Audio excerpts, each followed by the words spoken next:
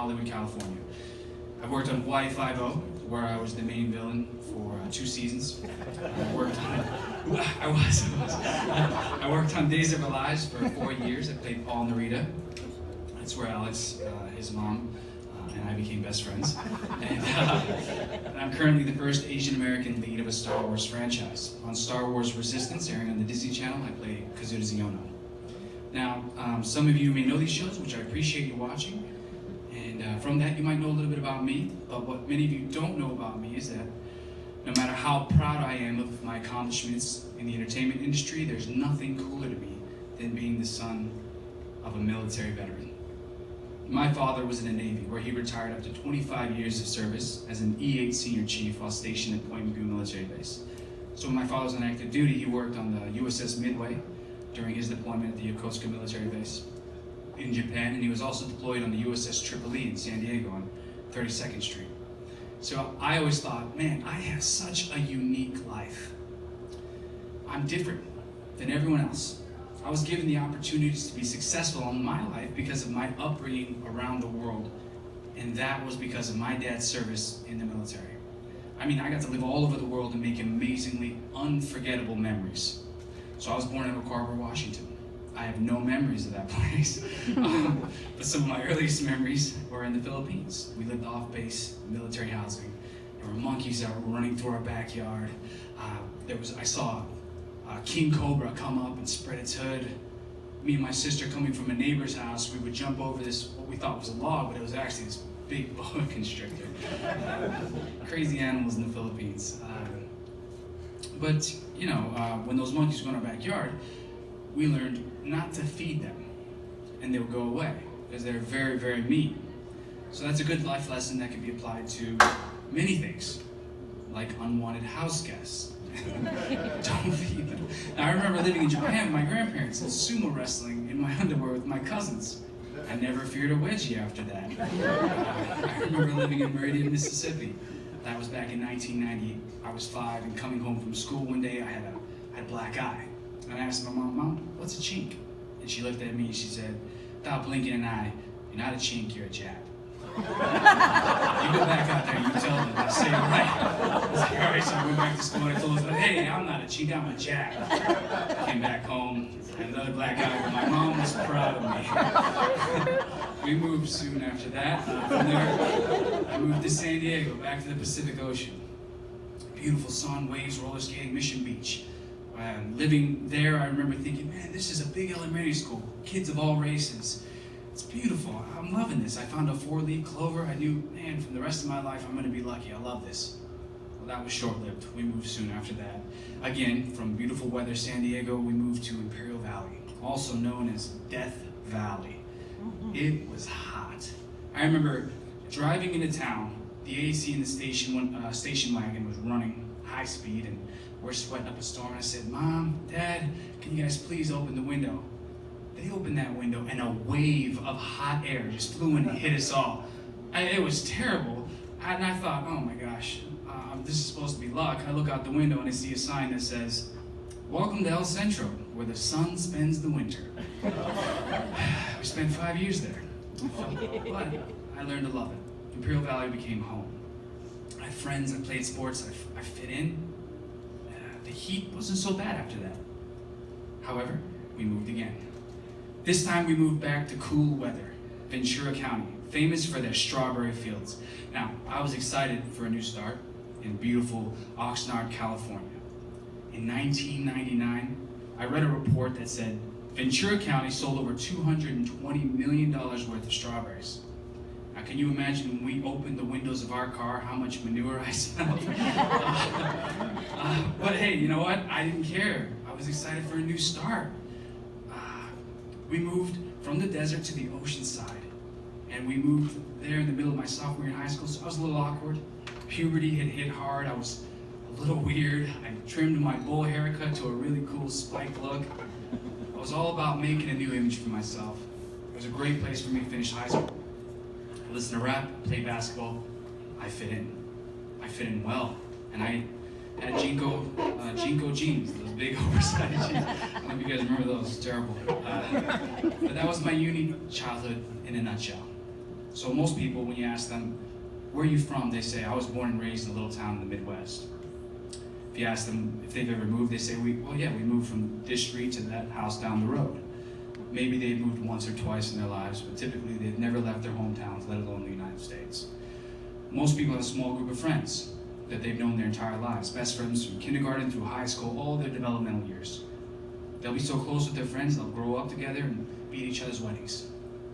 Most people had parents that worked 9-to-5 jobs, where they knew at around 5:36, the parents would come home, it's dinner time, they're gonna pause the video game, shovel down some dinner before they get back to playing video games for another 4 hours, get to bed for school. Most people grow up in a world of consistency, where every day they know what to expect. They never had the worry of starting over. The girl or boy they had a crush on since kindergarten becomes their high school sweethearts, and they grow up, they get married, and wind up working in the same factory their parents did before them. See, most kids grow up with this solid foundation. Because of consistency in their lives, it's built a strong foundation, and with that, they know who they are. They know where they're from, and with that, again, they have a good idea of their value in the community and their established worlds. Most people don't have to say goodbye to those friends that they thought they would grow up with and know forever. They don't have to move to new areas and be alone, be afraid, or be angry at their parents for taking away, quote unquote, everything. Friends, their home, the foundation of who they know in their world. They don't have to miss the ones they loved or get bullied because they're the new kid in school. Now, these were some of the issues that I grew up with because of my unique life. And I thought I was the only one who dealt with it. Recently, I was honored to be a guest at the USO tour in Yokosuka, Japan. Now, this is the same base where my dad met my mom nearly 40 years ago, and I was asked to be a guest speaker and entertain the troops. Holy cow, how cool was that? I was like, yes, my dad's gonna be so proud. I spoke a little bit about my upbringing, and I congratulated all the honorable, brave men and women receiving the awards for their outstanding achievements in and out of uniform. It was a huge milestone for me. Now after, I met with many of the attendees, and some recognized me from Y50 and other shows, which is always nice. But when we spoke, this is when it really hit me. I was blown away. I had an epiphany. They said, hey, you grew up just like me. I can't believe how similar our stories are.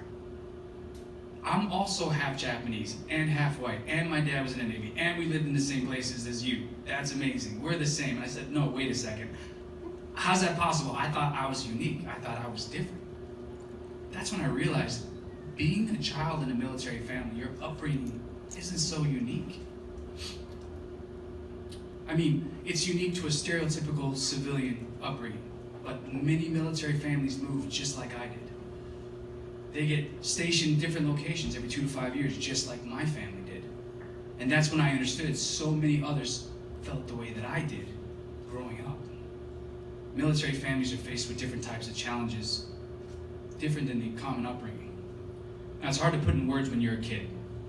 It's just hard to understand why things happen the way they do, because people say it's part of growing up. But it was different for me, because we lived mostly off base. I was surrounded by stereotypical normalcy, and they didn't understand me or my family.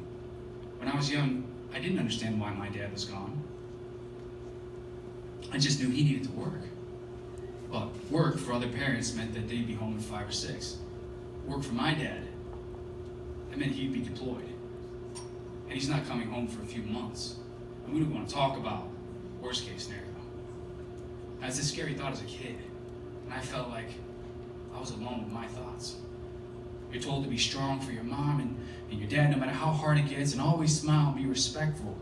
But sometimes you need a little more support. See, it blows my mind to know that I'm not alone in the way that I grew up. So many others grew up the way that I did. And that means they felt the way I did.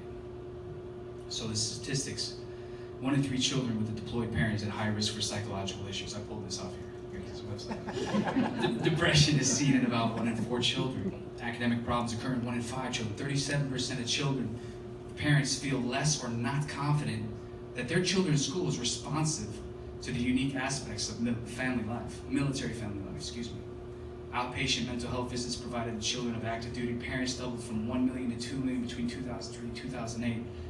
I didn't know about any of these statistics when I was a kid. I just knew that I missed my dad when he was deployed for up to 6 months at times.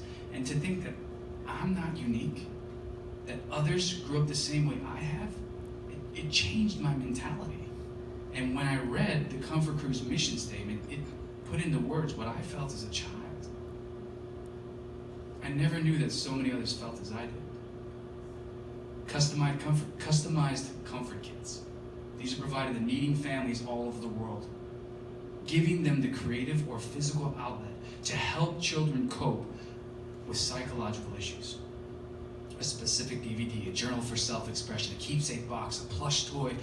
These children are provided specific resources to help with separation due to deployment, coping with family members' injuries sustained during combat, visible or invisible, and help with loss of loved ones. These are proven methods to help support those in need. That's very phenomenal. And I'm honored to be here to recognize such an amazing nonprofit, the Comfort Crew. Their focus is on ensuring all military children receive the support they need to thrive. There are over 2 million children with a parent serving the military present day. Children have experienced emotional trauma because their parent must put their country before them, and this can lead to emotional or behavioral problems, as well as poor academic outcomes.